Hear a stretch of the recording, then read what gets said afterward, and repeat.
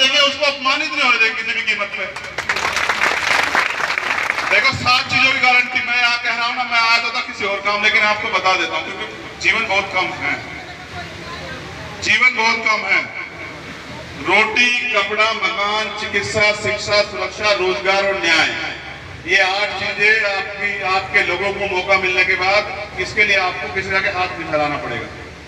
हर व्यक्ति को घर, हर बहन बेटी को, नौजवान साथी को पढ़ाई, सबके लिए। अच्छा कोरोना काल आया, कितने लोगों की जान गई इलाज ना मिलने के कारण, गिनती नहीं है। हर गांव में 10-20 लोग चले गए और सरकार से पूछो कि क्या, कह रहे कोई नहीं मरा। उनका नहीं मरा ना, उनके लिए बड़े बड़े अस्पताल है, आपके लिए कुछ है? अगर गरीब आदमी अस्पताल में भर्ती हो जाए और इलाज मर भी जाएगा, इलाज के पैसे पहले लेते हैं तब लाश देते हैं। ये गैर बराबरी क्यों? ये बुनियादी अधिकार है, संविधान देता है। बाबा साहब अम्बेडकर संविधान में लिख के देके गए कि हर व्यक्ति को ये सुविधा मिलेगी, फिर इस सुविधा के लिए हम सरकार में मोहताज क्यों? देखो मैंने आज बोतल देखी है, वो रखी हुई है पानी वाली, वो जो पानी वाली बोतल है, जरा मुझे देना, फेंकना मित्र। देखो ये बोतल है पानी की, इसमें एक नाम है मैकडॉवेल, इसी नाम की शराब आती है और इसी नाम का पानी। तो आपको करना है कि आपको पीना कौन सा, समझ रहे? अब वो समझ नहीं रहा कि कोई जबरदस्ती जो है हमारे लोगों को बेइज्जत कर देगा, उनकी जमीन दबा देगा, कुछ भी। सबको पता है कि बीमार में आ जाएगी, नहीं करता कोई ऐसा। ये हमारी बहनें बैठी हैं, तुम्हारी राखियां जो है ना, मुझे स्वीकार है, लेकिन याद रखना कि कोई ऐसा है जो आपके सम्मान के लिए कुछ भी कुर्बान कर सकता है। ये समाज का बल, पूरा बहुजन समाज है, सब लोगों के आपके सरकार को झुकना पड़ा। ये वही सरकार थी जो कहती है, जो किसानों के आगे नहीं झुकी। आप गवाह हैं, किसान 8 महीने से आंदोलन कर रहा है, झुकी क्या सरकार? लेकिन आपके बल पे जो है ना, 1-1.5 महीने में झुका दी थी हमने सरकार को। तो मैं समझता हूँ वो दिन जो है ना मेरे याद रहते हैं।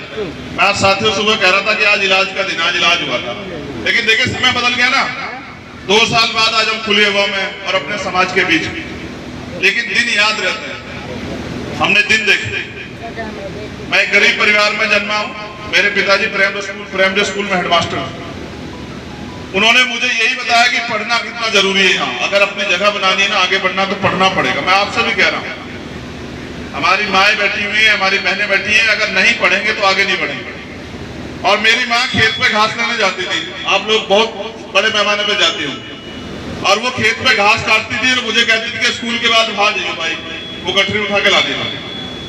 मैं पूरे मन से, पूरे खुले मन से कह रहा हूँ, मुझे ये कहने में कोई शक नहीं है कि मैं क्या था और आज भी क्या हूँ, मैं इस बात को जानता हूँ। तो मैं पहले खेत से घर आता था, फिर उस स्कूल से फिर खेत जाता था, फिर वो गठरी माँ की काटी हुई सर पे रख के 2.5 किलोमीटर घर आता था। उस दूध से, जो दूध हमारी पशु देता था, उसको बेच के मेरी माँ ने हमें तैयार किया। 3 बहन और 3 भाई, 6 परिवार के लोग, 7वीं माँ, 8वें पिताजी, 8 लोगों को एक घर का सरकारी कर्मचारी नहीं चला सकता। समय जो है ना बदल गया, तुम्हारी शक्ति के आगे सब जीरो। तो मैं चाहता हूं ना कि बेगमपुरा राज आए, सबको प्यार मोहब्बत भाईचारा हो, सबके लिए अधिकार हो, सबका सम्मान हो, कोई जुल्म जाति अन्याय अत्याचार ना हो, कोई किसी को सताए ना। मगर वो आएगा जब सतगुरु रविदास जी महाराज को मानने वाले लोग, संतों गुरुओं महापुरुषों को मानने वाले लोग सत्ता में बैठे। अब मैं अगर चाहूं ना किसी गरीब की मदद करना, एक आदमी की मदद कर दूंगा, लेकिन जब कलम की ताकत हमारे पास होगी तो लाखों लोगों की मदद एक कलम से हो जाएगी। ये बताओ आप मुझे अवसर दोगे या नहीं दोगे? बताओ, अब आप लोग बताओ, करोगे नहीं करोगे मेहनत? तो अगर आप लोग अपनी ताकत को समझ लो तो मैं लिख के देता हूं कि इस देश में, इस प्रदेश में आपका राज आ सकता है, कोई दुनिया की ताकत उसको रोक नहीं सकती। आप ये बताओ, सतगुरु जी महाराज का बेगमपुरा राज का सपना था या नहीं था? जो मंच पे बैठे बताओ, क्या वो पूरा हो गया है? बेगमपुरा राज समझते हैं? बेगमपुरा राज, जिस राज में कोई गम ना हो, कहीं कोई भूखा ना हो, प्यासा ना हो, दुखी ना हो, कोई गरीब ना हो, कोई किसी को छल कपट सताए ना, कोई किसी को परेशान ना करे, भाईचारा हो, प्रेम भाव, ऐसा राज सतगुरु चाहते थे। लेकिन आज क्या है? एक तरफ अमीर लोग हैं, एक तरफ गरीब लोग हैं, एक तरफ वो लोग हैं जो मेहनत करते हैं, उनको फिर भी सताया जाता है, एक तरफ वो लोग हैं जो जिनके यहाँ मेहनत करते हैं फिर भी वो उनको सताते हैं। देखो, मैं आपको ये बताने के लिए आया कि आप अकेले नहीं। अब गरीब जो है ना वो किसी से दबेगा नहीं, अब गरीब जो है ना वो किसी से डरेगा नहीं। तुम नौजवान लोगों से पूछ रहा हूँ, तुम्हें डर है किसी चीज का? देखो मेरी बात सुनो, तुम यहाँ बहुसंख्यक लोगों, हजारों की संख्या में, ये जिले को चलाने के लिए मुझे एक आदमी की जरूरत है, वो ईमानदार हो, बस झूठा ना उसके मन में छल कपट ना हो, समाज को बर्बाद न करना, लूटना ना चाहता हो और समाज के दुख सुख में खड़ा हो। टीम आर्मी के लोगों को धन्यवाद देता हूँ कि रोज पूरे देश में 1000 लोगों की मदद करवाते हैं। जहाँ किसी गरीब को सताया जाता है, पुलिस से पहले भीम आर्मी को फोन करते हैं वो लोग और वो कहते हैं कि मदद करा दो। मैं भीम आर्मी के कार्यकर्ताओं का पदाधिकारी धन्यवाद करता हूँ। अपनी मजदूर भाई साहब मिलकर उनको ताकत दिखा देंगे और अगर किसान भाई ये समझ जाए कि अकेले उनके साथ उनसे नहीं बन पा रहा है, तो वो अगर मदद की बात करें, हाथ आगे बढ़ाए, तो इस सरकार को 1 महीने में ना करवा देंगे। ये सारी ताकत जो है ना हमारे लोग जानते हैं। अभी पिछड़े वर्ग की जाति का जनगणना भीम आर्मी जिंदाबाद। अरे भीम आर्मी जिंदाबाद तो कर रहे हो, काम भी करना है, मेहनत करनी है, समझ रहे हो? तो पिछड़े वर्ग की जाति का जनगणना हमारा सबसे बड़ा मुद्दा रहेगा। उसको लेके गाँव में हम लोग धरना प्रदर्शन करेंगे, ठीक है? समाज के लोग तैयार है? जब आपके यहाँ रैली होगी, आओगे नहीं आओगे बताओ? की राजधानी है बागपत। मैं यहाँ सिर्फ और सिर्फ जो है ना, आज यहाँ हरचंदपुर में सदगुरु रविदास जी महाराज का सत्संग, मैं उसमें शामिल होने के लिए आया था। हमारे समाज की मांग थी कि मैं यहाँ हूँ और मैंने उनसे बातें की, उनकी परेशानियाँ जो है जानी।